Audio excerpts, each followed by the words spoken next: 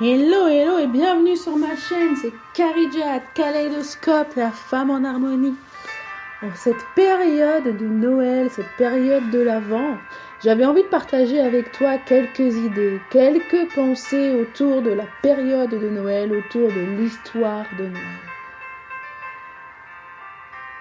Cette période où on s'affaire tous, où on court tous pour préparer le meilleur repas que celui de l'année passée, meilleur repas que celui de son voisin, où on dépense tout notre argent et toutes nos économies dans les cadeaux pour faire plaisir aux uns, aux autres.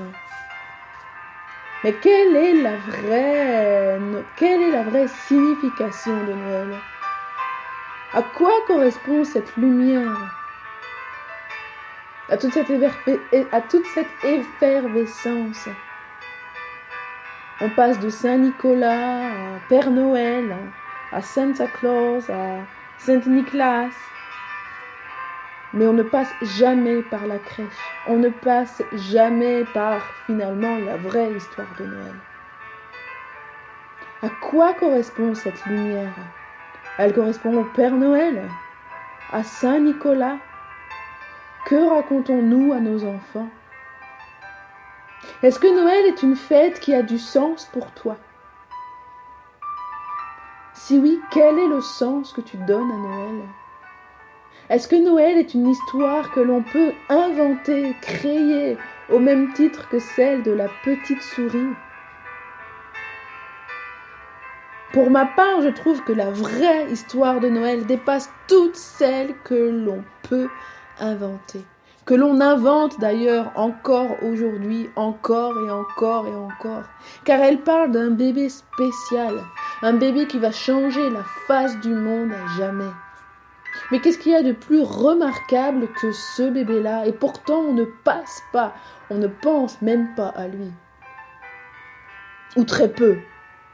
Parfois on va vite fait à la messe de minuit encore, je ne sais même pas si on en fait encore. Quand j'étais petite, je sais qu'on y allait de temps en temps. Au Christmas Carol Service. Mais aujourd'hui, qu'est-ce qu'on fait à minuit, la veille de Noël? On s'empiffre, on se bourre la gueule. Mais est-ce que c'est ça le vrai Noël? Pour ma part, je trouve, oui, vraiment que l'histoire de Noël n'a même pas besoin d'être améliorée, comment dire? Parce que en fait, Noël, c'est l'histoire de ce bébé, de ce roi qui naît vraiment simplement dans une mangeoire. Le roi des rois est venu sur terre et n'est pas né dans son palais de lumière, mais est né dans une mangeoire, est né dans une crèche à la lueur de bougies. N'est-ce pas paradoxal, nous qui courons après les cadeaux, après le luxe, que la vraie histoire de Noël ne se joue pas dans un conte féerique et dans un conte luxueux, mais dans un conte tout simplement auprès des gens pauvres, dans la pauvreté d'une ville de Bethléem, dans une étable. Ça, c'est la vraie histoire de Noël. Noël, ce bébé qui va changer la face du monde à jamais, qui va éclairer vos vies. Ce qu'on n'aime pas forcément d'ailleurs, parce que mettre de la lumière sur nos parts d'ombre, on n'aime pas ça. Et même si pour toi cette histoire de Noël est un mythe, mais je préfère de loin raconter cette histoire-là, ce mythe-là, à mon enfant. Ce bébé spécial a quand même une mission terrestre plus noble que celle du Père Noël ou de Saint-Nicolas, tu ne trouves pas? Petite, on m'a fait croire à la petite souris. Et j'ai eu plein de francs à l'époque que je mettais et que je m'empressais de mettre dans la tirelire. Par contre, je savais que Noël, que le Père Noël n'existait pas. Je savais que mes cadeaux venaient de mes parents, de mes sœurs ou d'amis. Ce qui n'a en rien ôté la magie de Noël. et ce qui m'a évité un trauma en étant plus grande. Parce que maintenant, je vois souvent sur Facebook, j'entends mes collègues, j'entends des amis dire combien elles sont dépitées parce que leur enfant leur en veut, parce qu'il s'est rendu compte du jour au lendemain que Saint-Nicolas n'existait pas. C'était comme si son monde s'écroulait. D'ailleurs, quel est le but de faire croire au Père Noël ? Ça, je n'ai jamais compris. Non, Noël, vraiment, et pour moi, même si pour toi ce n'est qu'un mythe, je t'encourage vraiment à aller plonger dans cette histoire. Après tout, c'est sa fête, non ? On fait Noël, mais parce que il est né, il est venu sur cette terre. Alors maintenant, on est dans un monde où tous les politiciens ne veulent plus parler de ces fêtes religieuses, mais c'est grâce à ces fêtes religieuses que l'on a encore congé aujourd'hui et que l'on peut faire la fête, se bourrer la gueule et se bourrer la panse. Il n'y a pas comme un peu d'hypocrisie dans tout ça ? On nous bannit Noël, on nous bannit la Pâques, mais on nous met Halloween. Est-ce que tu trouves cela logique ? On est dans un pays judéo-chrétien, on est dans une Europe qui est censée être judéo-chrétienne. Et on vire et on chasse ce Dieu qui nous ennuie, qui nous encombre, on nous enlève nos racines, on nous enlève la vraie histoire de Noël. Et après, on se plaint que le monde va mal, et après, on se plaint qu'il y ait des explosions à gauche, à droite. Mais on ne peut pas foutre Dieu à la porte. On ne peut pas jeter cette mangeoire loin sans avoir les conséquences. Dieu est un gentleman. Dieu n'est pas celui qui va foutre un coup de pied dans ta porte. Ce petit bébé qui est né dans cette mangeoire ne va pas tout destroyer dans ton cœur. Il va frapper, il va frapper, il va frapper. Tu n'ouvres pas, c'est pas grave, il va attendre.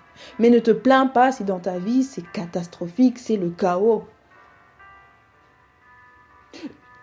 J'entends souvent autour de moi dire « Ouais, si Dieu existe, pourquoi tant de misère ? Pourquoi est-ce que ma vie est aussi catastrophique ?» Mais moi, j'ai envie de retourner la question à ces personnes-là, ces mêmes personnes-là.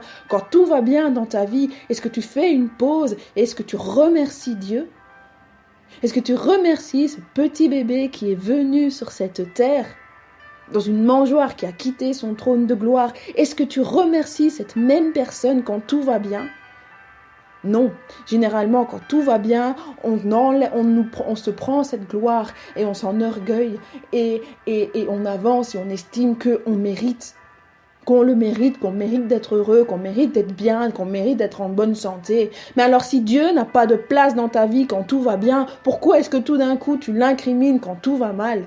Il faut être logique, il faut être cohérent, sois co-créatrice et sois responsable de ta vie. Tu ne peux pas vouloir le yin sans le yang, tu ne peux pas vouloir le nord sans le sud, tu ne peux pas vouloir le ciel sans l'enfer. Tu ne peux pas vouloir avoir une belle vie sans remercier Dieu, parce que il est le début et il est la fin. Parce que c'est lui qui donne et c'est lui qui reprend. Donc la joie que tu as dans ta vie, c'est à cause de lui et c'est grâce à lui. Et les malheurs que tu as dans ta vie, c'est à cause de lui et c'est grâce à lui. Mais tu ne peux pas dire « Oh cool, c'est grâce à moi que tout va bien dans ma vie » puis dès que ça va mal, dire « Ouais, si t'es pas là, si t'existes, pourquoi est-ce que tu me fais vivre ça ?» Ça n'est pas cohérent et c'est se déresponsabiliser de nos propres responsabilités. Alors, qu'est-ce que Noël pour toi ?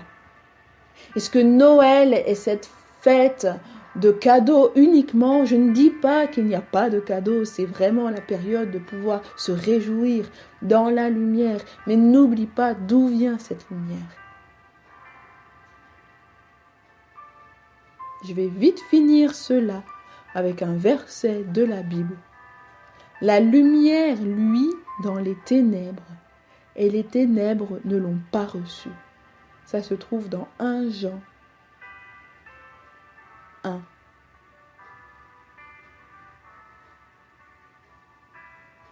Si tu veux lire le récit de Noël, le récit dont ce que je viens de dire est extrait, tu peux lire dans ta Bible 1 Jean versets 1 à 18. Je t'encourage vraiment, cette période de Noël, à replonger dans la vraie histoire et à raconter cette histoire à tes enfants, même si tu crois que c'est un mythe. Mais je préfère de loin ce mythe-là que celui de Saint-Nicolas et de Père Fouettard ou du Père Noël qui se fout dans les cheminées pour aller chercher et déposer les cadeaux. Personnellement, et toi, que préfères-tu et que choisis-tu de faire? Sur ce, moi je te dis à tout bientôt pour la prochaine série sur Noël et sur cette période de l'Avent. Gros bisous et en attendant, sois en harmonie et garde la kaléidoscope attitude.